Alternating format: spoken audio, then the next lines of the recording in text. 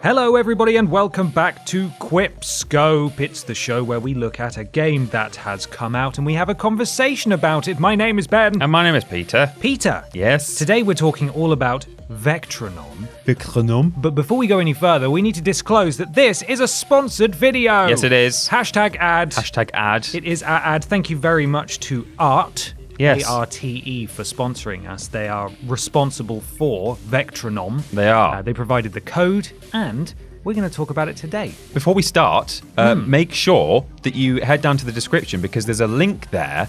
And if you click through that, then publishers, ARTE, will know that we're good boys sending you their way. Absolutely. You can check out the game. I mean, you're about to hear all about it, but, give it a go yourself. You might enjoy it. So by all means, please do check out that link in the description. It'll send you to the Steam page for the Steam version of the game.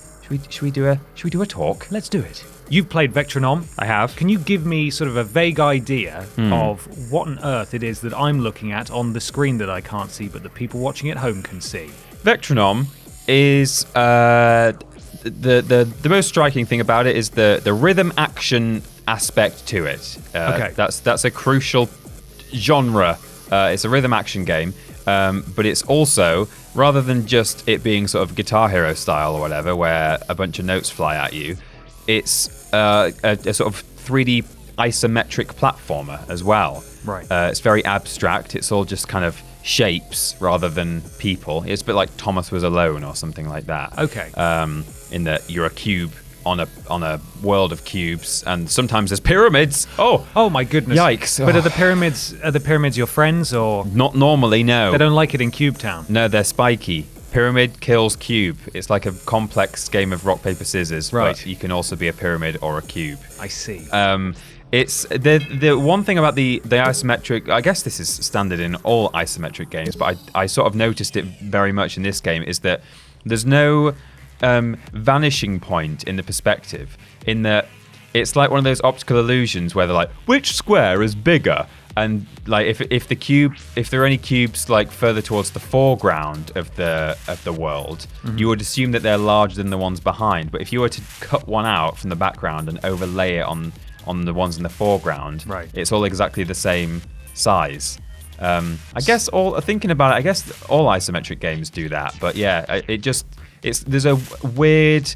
It is very abstract and kind of almost a little bit optical illusion-y. It's a bit MC Escher at times, this game. Yeah. So it sort of messes with your brain a little bit, just in terms of how it's laid out. But it's a puzzle game essentially. Yeah, right? You've got to get from point A to point B. Mm-hmm. You have. Are there any objectives you have to complete along the way, or is it just get to the end of level? Well, so this is where the rhythm action comes in that everything that is sort of moving or pulsing or spiking out of walls in the world is doing so in time with the background music in the game.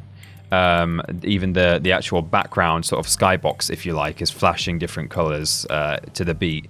But the interesting thing is that the music gives you audio cues with which to, it sort of warns you when the spikes are going to come out or whatever, or the floor's going to disappear, to the extent that it's not just 1, 2, 3, 4, and you're like, okay, well, that's the beat, and it might disappear on the next beat. It's like there's actual different notes in the melody, if you like, where say the fourth beat of a bar is instead of going like bim bim bim, it'll suddenly go duh on the fourth one, and that means that on the fourth beat the spike is going to get you. So you could just play the game without listening to the music, probably, if you just were very good at using your eyes and your memory.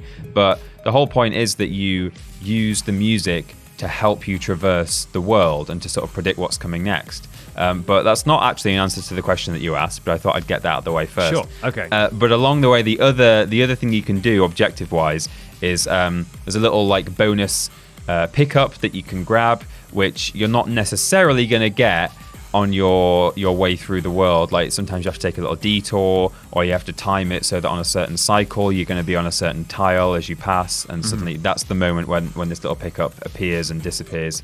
So you have to be clever with your timing and grab stuff.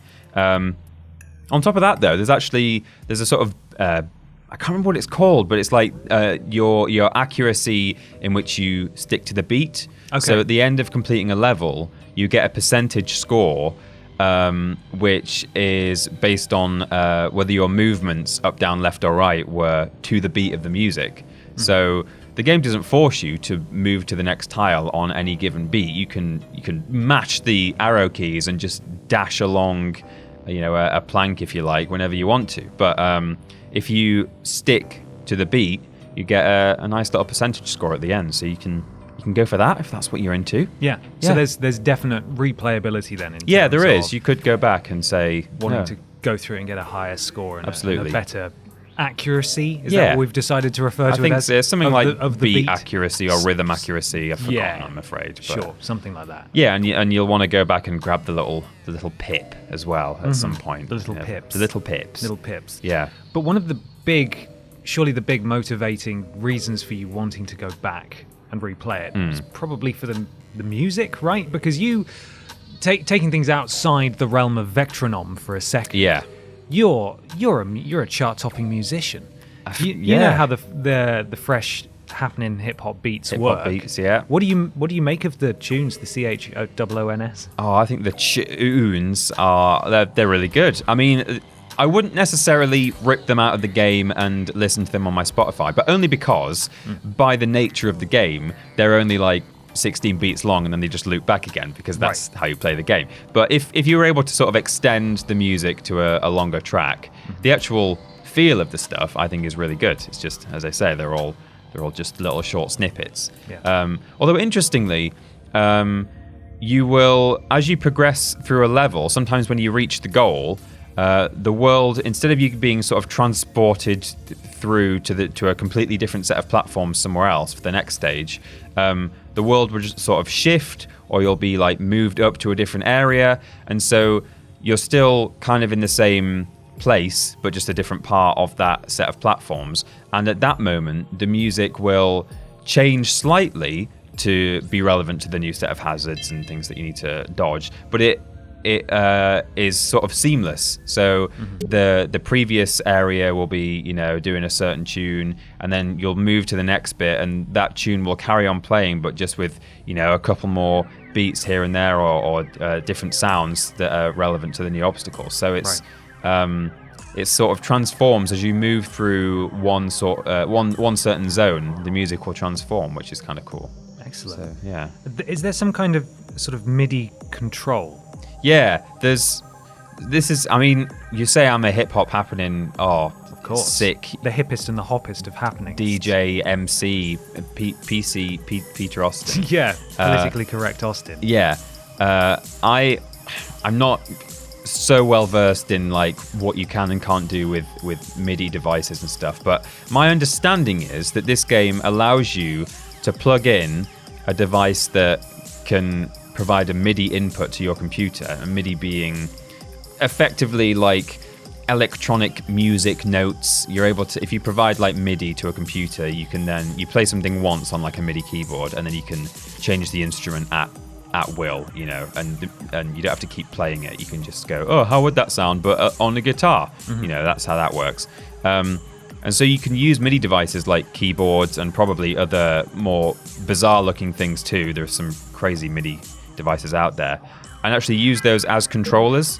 So I presume you could also like map them so that they play actual music. So as you're traversing through this level to the beat, dodging obstacles, you're controlling your character with a MIDI keyboard, for example, and playing music in time with the background music. And that's when you want to be in sync. Yeah, and get that power up, because otherwise it'll sound mental.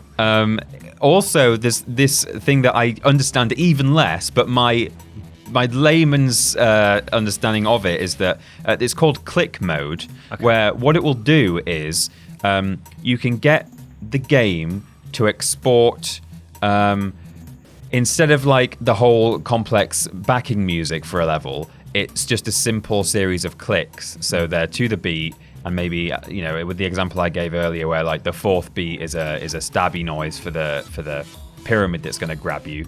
That click would sound different. And so what you do is you then extract those click sounds and use them in your own music making software, so that you can then build your own backing track around those clicks, perfectly line them up with those clicks, so that they can then be imported back into the game, and they will be perfectly in time with the obstacles of that level. So if you're a budding musician, for example, a digital musician, then this is absolutely something that you would probably want to have a look at. Yeah, because you can get your music in a game. Yeah, in your own game. That's quite exciting. I'm pretty sure you can. I'm sure you can re-import. I don't see why you would be doing this click mode if you weren't able to re-import them. But hey, let's just put it this way. Yeah. If you're watching this on the internet now, the video's been approved, so yes, you can. You can do that. I read about it. I'm not just guessing here. I read it on the website, and that's what I took it to mean. So well, there we go. There we go. And that'll be presumably just the PC version, because it is available on different platforms. We'll talk about that in a second.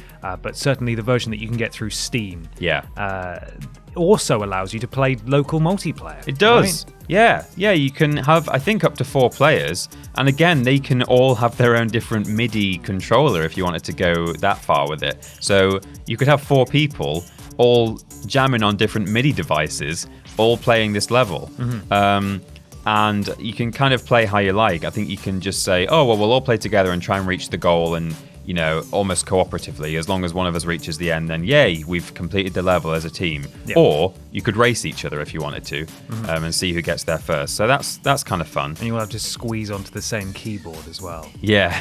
Which is the most fun part. Yeah, definitely. Yeah. So that's super fun. It's done well, this game, actually. So far. I mean, it came out in May 2019, so it's been out a little while. But I think that at Gamescom 2018, it won a Best Game Award from someone. There's lots of those that get given out from different organizations. And at GDC Game Developers Conference, it won Best in Play, it says here, 2019.